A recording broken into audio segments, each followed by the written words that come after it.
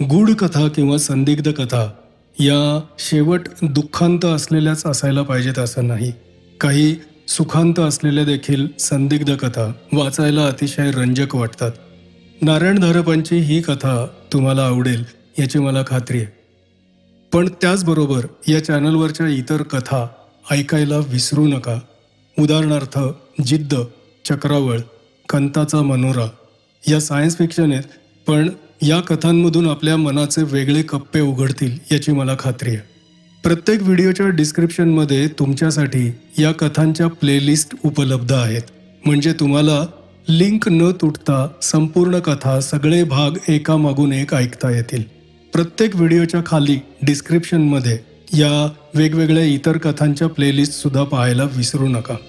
आणि हो, सबस्क्राईब करून ठेवा म्हणजे तुम्हाला पुढचं सगळं सापडायला सोपं जाईल. आजची जी कथा आपण वाचणार आहोत ती आहे अनोळखी दिशा या कथासंग्रहामधली संपूर्ण कथा एकाच भागात. कथेचं नाव आहे दार उघडना ग आई. सातारच्या रस्त्यावर आमची एसटी नादुरुस्त झाली. पाठीमागच्या गाडीची वाट पाहत आम्ही एका झाडाखाली बसलो होतो.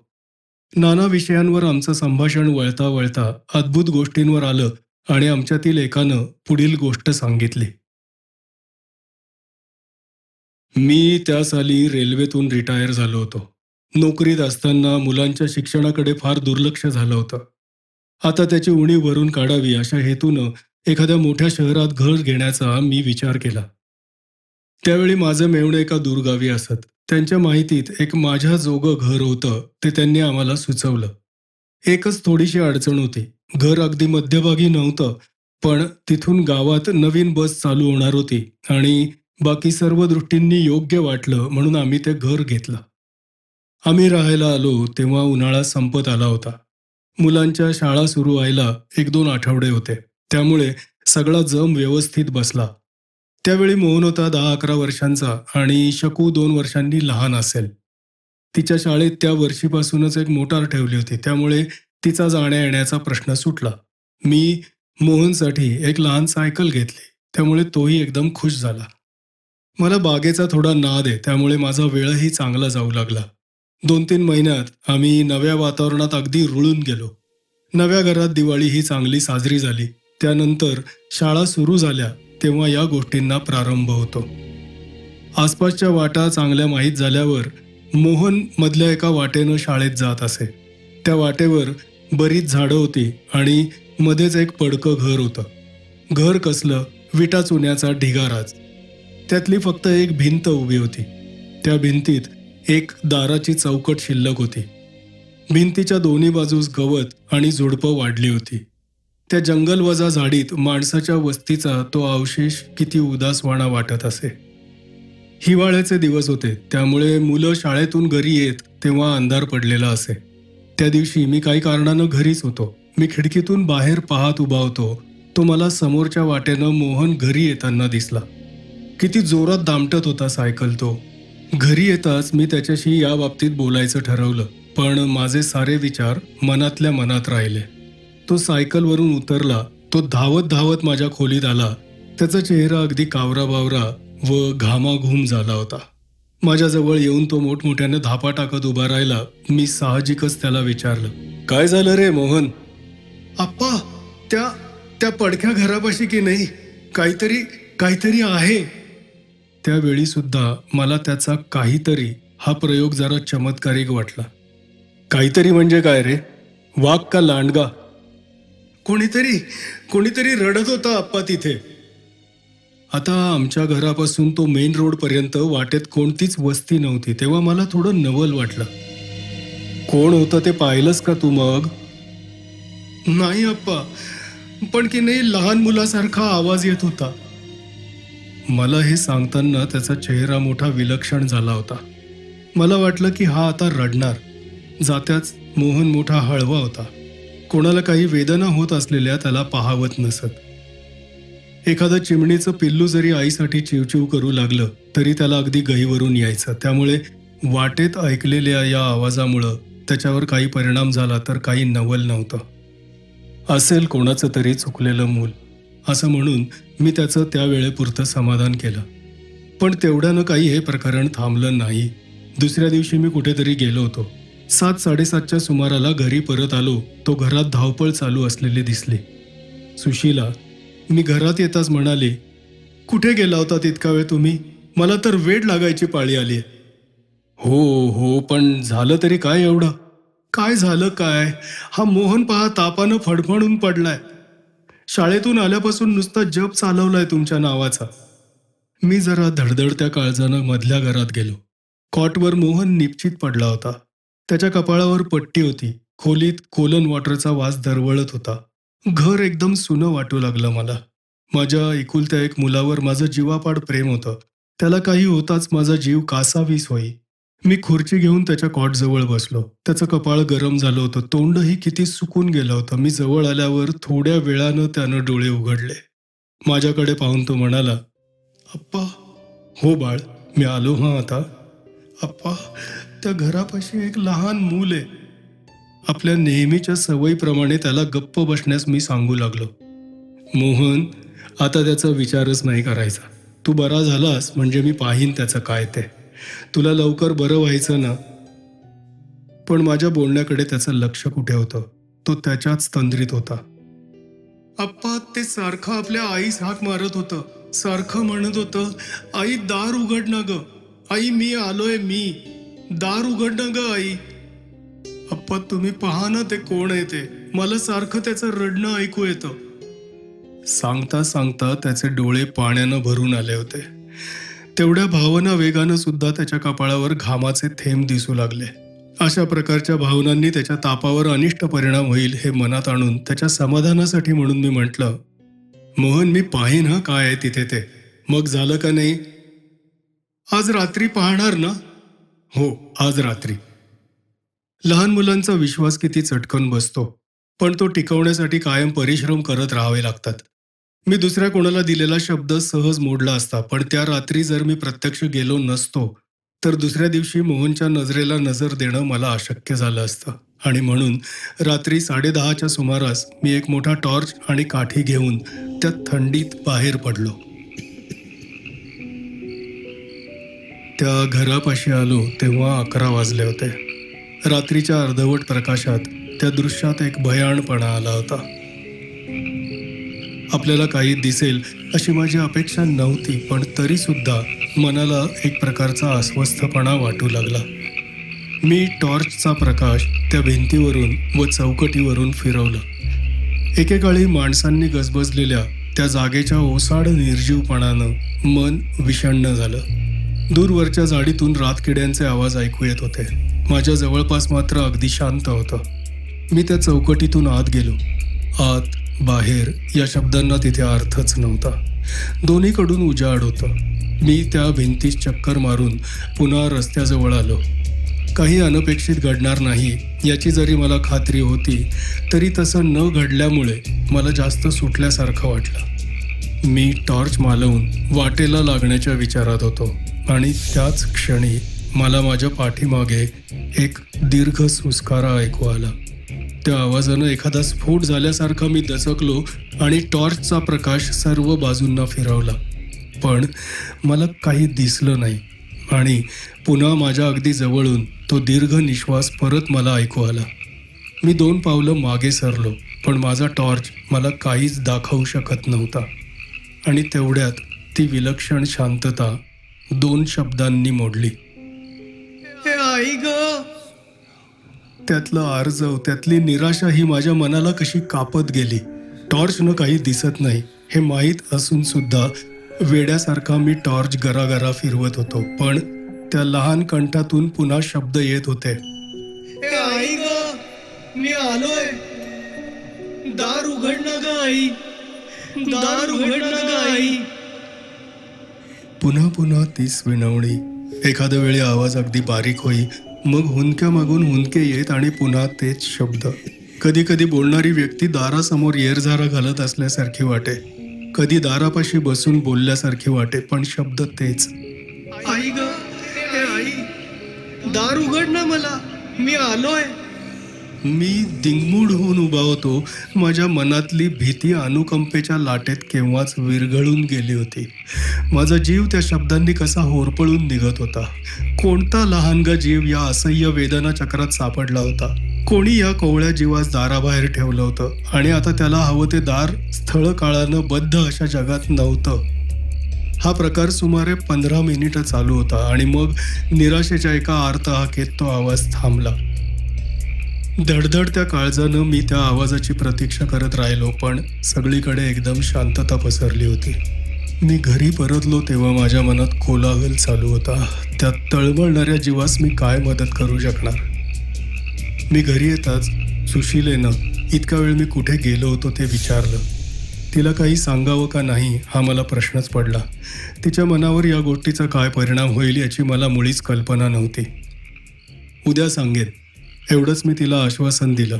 पण त्या रात्री आम्ही आळीपाळीनं मोहनजवळ बसण्यातच वेळ काढला. डॉक्टर येऊन गेले होते. कसून तपासणी करूनही त्यांना तापाचं लक्षण काही कळलं नव्हतं. मी दुसऱ्या दिवशी त्यांना सांगायचं ठरवलं. रात्री मोहनला स्वस्थ झोप नव्हतीच लागली. तो थोडा गुंगीतच होता. मग पहाटेच्या गारव्यानं त्याचा ताप जरा उतरला. त्याला झोप लागली. सकाळी त्याच्या खोलीत मी एकटाच आहे असं पाहून त्यानं मला तो अपेक्षित प्रश्न विचारला. अप्पा गेला होतात तुम्ही? मी मानेनच होय म्हणून खुणावलं. मग तुम्हाला ऐकायला आलं? त्यावरही मी मानेनच हो म्हटलं. सुदैवानं तेवढ्यात डॉक्टर आल्यामुळे तो विषय काहीसा थांबला. कारण मोहननं पुढे काही विचारलं असतं तर काय उत्तर द्यावं याची मला पंचाईत आली असती. त्याला पाहून डॉक्टर बाहेर येताच मी त्यांच्याबरोबर अंगणात आलो आणि त्यांना प्रथम मोहनची हकीकत सांगितली. त्यानंतर त्यानं माझ्यापाशी काय हट्ट धरला होता तोही सांगितला. डॉक्टर म्हणाले, मग हो म्हटलंत ना तुम्ही, अशा वेळी त्याच्या जरा मनाप्रमाणे घ्यायचं असतं. मी हो तर म्हणालोच, पण त्या रात्री म्हणजे काल तिथे गेलोही होतो. मला वाटतं हे त्यांना अनपेक्षित होतं. त्यांना काही बोलायची संधी न देता मी माझं बोलणं पुढे चालू ठेवलं आणि मला आलेला अनुभव त्यांना सांगितला. पण असं कसं शक्य आहे अप्पा? एखाद्या लहान मुलाचा असल्या गोष्टींवर विश्वास बसणं निराळं आणि आपल्यासारख्या मोठ्या माणसाची गोष्ट वेगळी. पण डॉक्टर, जी गोष्ट मी प्रत्यक्ष ऐकली त्यावर विश्वास कसा नाही बसणार? अप्पा, आपली इंद्रिय पुष्कळ वेळा आपल्याला फसवतात. कोणी बोललं नसताना आपल्याला पुष्कळ वेळा स्पष्ट नावानं हाक मारलेली ऐकू येते. आपले डोळेही खूप वेळा असे फसवतात.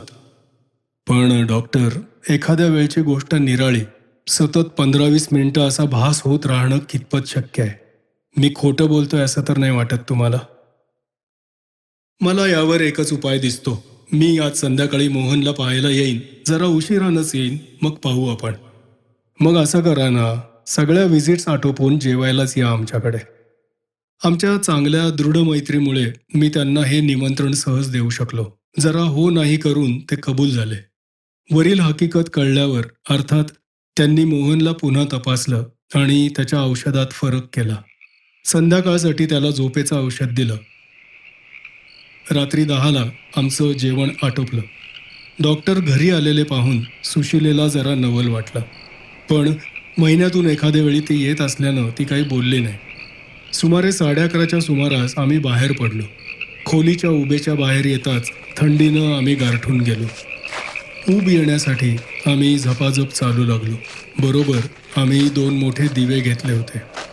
तरीसुद्धा आमच्या आसपास 10-12 फुटांबाहेर गडद काळोखी रात्र पसरली होती. आम्ही त्या भिंतीपाशी पोहोचलो तेव्हा 12चा सुमार झाला होता. दिवा घेऊन डॉक्टरांनी भिंतीच्या पुढे मागे आजूबाजूला अगदी निरखून पाहिलं. गवत झुडपाशिवाय आसपास काही नाही याची खात्री झाल्यावर त्यांनी त्या चौकटीच्या दोन्ही बाजूंना 2 दिवे ठेवले. त्यामुळे त्या भिंतीच्या दोन्ही बाजूस लख्ख प्रकाश पडला होता. भिंतीभोवती पुन्हा एक चक्कर मारून मग ते माझ्याजवळ येऊन उभे राहिले आणि त्यांनी खिशातून सिगारेट काढली. पण ती सिगारेट पेटलीच नाही. त्यांच्या हातात काडी जळत असतानाच एकदम दारापासून आई ग असा आवाज आला. मी जरी अपेक्षा करत होतो तरी तो आवाज ऐकताच माझ्या अंगावर एकदम शहारा आला. डॉक्टरांनी सिगारेट पेटवण्यासाठी काडी हाताच्या आडोशाला धरली होती, त्यामुळे त्यांच्या तोंडावरचे एकदम बदललेले भाव मला स्पष्ट दिसले. हातातली काडी तशीच टाकून ते दाराकडे गेले, पण त्यांना काही दिसलं नाही. पण कालच्या प्रमाणेच तो आवाज दीनवाण्या सुरात आपल्या आईची आळवणी करत राहिला. मध्येच एकदा डॉक्टरांनी मोठ्यानं विचारलं, कोण आहे तिथे? पण त्या व्यक्तीला जणू काही आम्ही, आमचे दिवे, आमचा आवाज, आमची सृष्टी ही भासूच शकत नव्हती. मध्येच एकदा कोणीतरी दारावर थापा बुक्क्या मारल्यासारखा आवाज आला. मला आता ते शब्द ऐकवेनासे झाले होते. जवळजवळ कालच्याच सुमारास तो प्रकार थांबला. मी डॉक्टरांना त्यांचा आता तरी विश्वास बसला का म्हणून विचारायची जरूरच उरली नव्हती. त्यांचा चेहराच ते सांगत होता. आम्ही घरी आलो तेव्हा 12:30 वाजून गेले होते. सुशीला जागीच होती. डॉक्टरांनी त्या गोष्टीची कोणाजवळही वाच्यता न करण्याविषयी बजावून ठेवलं होतं. पण तिनं फारच हट्ट धरल्यामुळे मी तिला सारी हकीकत सांगितली. मी तिला सगळी हकीकत सांगितली आणि सुशीला माझ्या पाठीस लागली. तिला भीती वाटेल ही माझी कल्पना फोल ठरली. नुसतं ऐकूनच तिच्या डोळ्यातून पाण्याच्या धारा वाहू लागल्या. त्यावर ती जे म्हणाली त्यानं तर मी सर्द झालो. मला घेऊन चला उद्या रात्री तिथे. म्हणजे हे काय भलतंच बोलतेस? तू कशी येणार मध्यरात्री? मोहनसाठी मी वाटेल तिथे जायला तयार आहे. खरंच उद्या येते मी. दुसऱ्या दिवशीही मोहनच्या प्रकृतीत हवी तशी सुधारणा नव्हती. मी त्याच्याशी या विषयावर जरी बोलायचं टाळलं तरी त्याच्या डोळ्यात तो मूक प्रश्न मला दिसत होता. डॉक्टर जाताना म्हणाले होते, काही उलगडत नाही बुवा कालचा प्रकार आप्पा. माझी कल्पना आहे डॉक्टर, की आपल्याला जे ऐकू आलं तो प्रकार इथे पूर्वी कधीतरी घडलाय. माणसाच्या भावना इतक्या पराकोटीला पोहोचल्या की त्याच्या आसपासच्या सृष्टीवर त्याचा काहीतरी ठसा राहत असला पाहिजे. पण आम्ही ही चर्चा केली तरी त्यातून निष्पन्न काहीच झालं नाही. सुशिलेच्या जाण्यासंबंधी डॉक्टरांनीही प्रथम हरकत घेतली, पण नंतर तिचा आग्रह पाहून ते म्हणाले, घेऊन जा आप्पा वहिनींना. तिथे आपल्याला धोका आहे असं तरी काही दिसत नाही.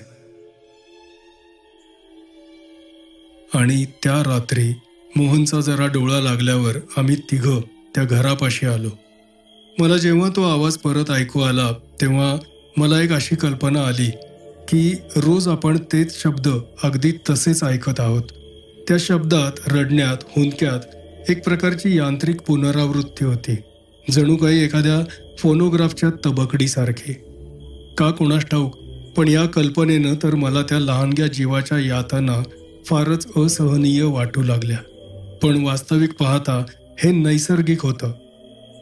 माझ्या कल्पनेप्रमाणे जर पूर्वी घडलेल्या प्रसंगांचा हा निर्जीव सृष्टीवरचा ठसा असेल तर त्यात एक प्रकारची यांत्रिक निर्जीव पुनरावृत्ती येणं अपरिहार्य होतं. पण माझ्या मनावर त्याचा परिणाम झाला एवढं खरं. पण आज निराळच घडत होतं. दाराच्या चौकटीच्या आत 1-2 यार्डांवर सुशीला माझ्या जवळ उभी होती.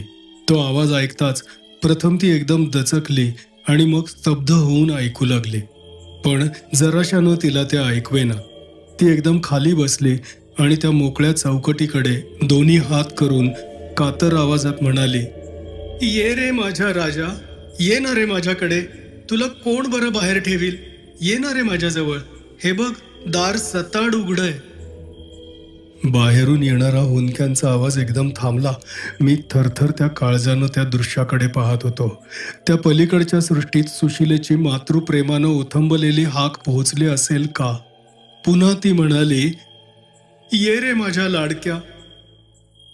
आणि नंतर दारातून काहीतरी आत येतंय असा भास आम्हाला इतका विलक्षण जोरानं झाला की मी 2 पावलं पुढे घेतली.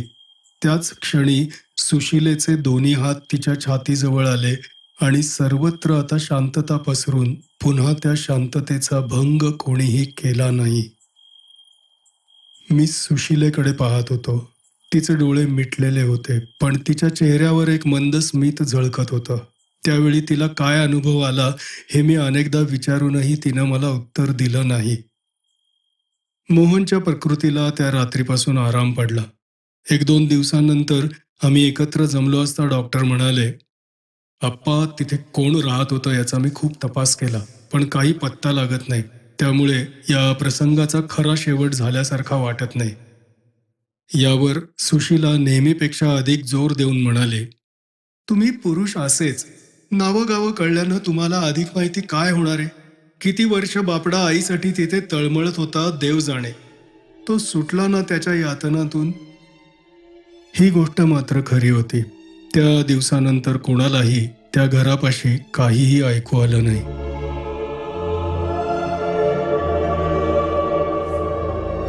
समाप्त.